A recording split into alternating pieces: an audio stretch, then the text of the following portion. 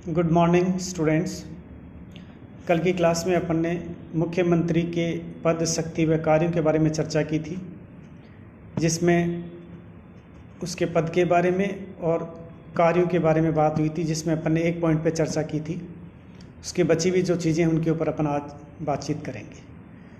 पद के बारे में अपन ने देखा था कि मुख्यमंत्री राज्य सरकार का वास्तविक संवैधानिक प्रमुख होता है और वही सभी चीज़ों का अंतिम फैसला करता है। यह आर्टिकल 163 और 64 में संविधान के अंदर बताया गया है। इसमें अपन ने ये बातचीत भी की थी, यद्यपि सारे जो कार्य होते हैं एक राज्य के, वो सारे राज्यपाल के नाम से होते हैं और राज्यपाल मुख्यमंत्री के साथ परामर्श करके और इन सभी कार्यों को है वो अंतिम रूप देता है।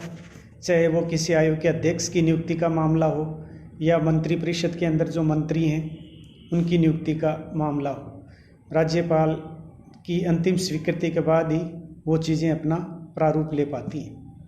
कार्य शक्ति और इनकी भूमिका के बारे में अपन ने बात की थी कि भारत के संविधान में राज्य के मुख्यमंत्री को वही स्थिति प्राप्त है जो कि सेंटर के अंदर देश के प्राइम मिनिस्टर और राष्ट्रपति मिलकर सभी चीज़ों को अंतिम रूप देते हैं। वही स्थिति हमने देखी थी कि राज्य के अंदर मुख्यमंत्री और राज्यपाल करते हैं। उसके कार्यों को लेकर हमने एक पॉइंट पे चर्चा की थी। वो पॉइंट था हमारा कि मंत्रिपरिषद की नियुक्ति, जिसमें हमने देखा था कि यद्यपि मंत्रिपरिषद के जितने भी मंत्री होते हैं उनकी नियुक्ति है वो राज्य जो मुख्यमंत्री है वो अपनी स्वेच्छा से करता है, लेकिन उसके लिए वो राज्यपाल से भी विचार विमर्श करता है और अंतिम रूप से राज्यपाल है वो ही उनको उनके पद व गोपनीयता की शपथ दिलाता है। ये सारी बातें हम कल की कक्षा में चर्चा कर चुके थे। आज हम देखेंगे कि जो मुख्यमंत्री के शेष जो बचे हुए कार्य हैं उनको लेकर। तो दूसरा कार्य हम देखेंगे कि मंत्रियों की विमुक्ति व त्यागपत्र की हम बात करेंगे।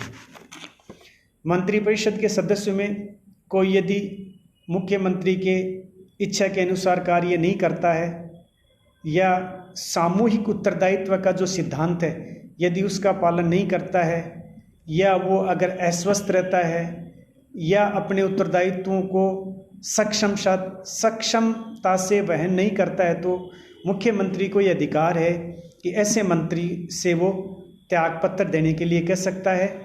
और यदि मंत्री ऐसा नहीं करता है या त्यागपत्र देने से मना करता है तो मुख्यमंत्री राज्यपाल से सलाह लेकर और उस मंत्री को उसके पद से बर्खास्त भी कर सकता है। तो हम ये कह सकते हैं कि मंत्रियों को नियुक्ति का अधिकार ही नहीं बल्कि उनको उनके पद से हटाने का अधिकार है, वो भी मुख्यमंत्री के पास ही होता है। कभी कभी ऐसा भी होता है कि मुख्यमंत्री स्वयं पद से त्यागपत्र दे दे। ऐसी स्थिति में पूरा जो मंत्रिपरिषद है उसको ही त्यागपत्र देना पड़ता है। तो ये उनकी हम कह सकते हैं कि दूसरी शक्ति थी कि वो मंत्रियों को उनके पद से हटा भी सकता है या उनसे त्यागपत्र मांग सकता है।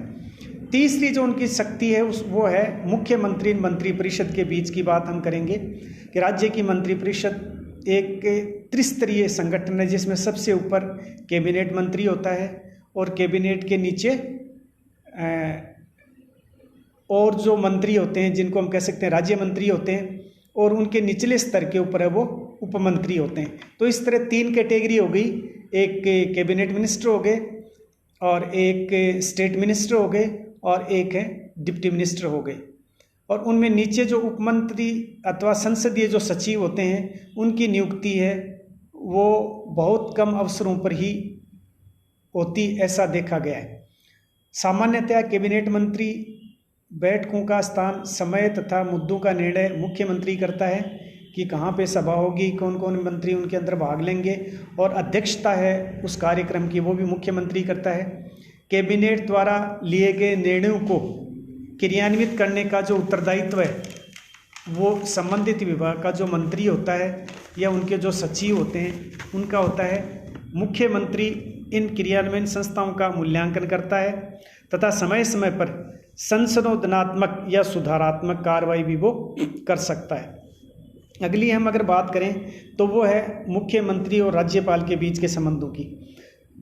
मुख्यमंत्री राज्यपाल तथा मंत्रिपरिषद के बीच कड़ी का काम करता है और मंत्रिमंडल में लिए गए जितने भी निर्णय, उन सभी निर्णयों की सूचना वो राज्यपाल तक भी पहुंचाता है। उसी प्रकार जिस प्रकार प्रधानमंत्री जितने भी फैसले लेता है केंद्र के अंदर, वो राष्ट्रपति को अपने मंत्रिमंडल के निर्णयों से अवगत कराता है। तो ये भी उसके कार्यों के अंदर देख सकते हैं। उसके बाद है मुख्यमंत्री और विधायिका।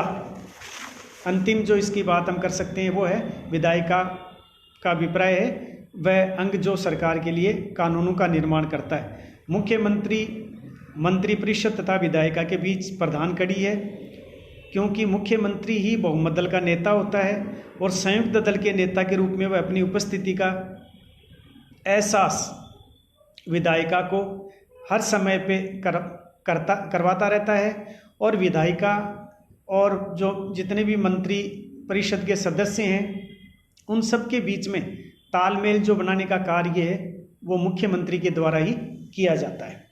Thank you students.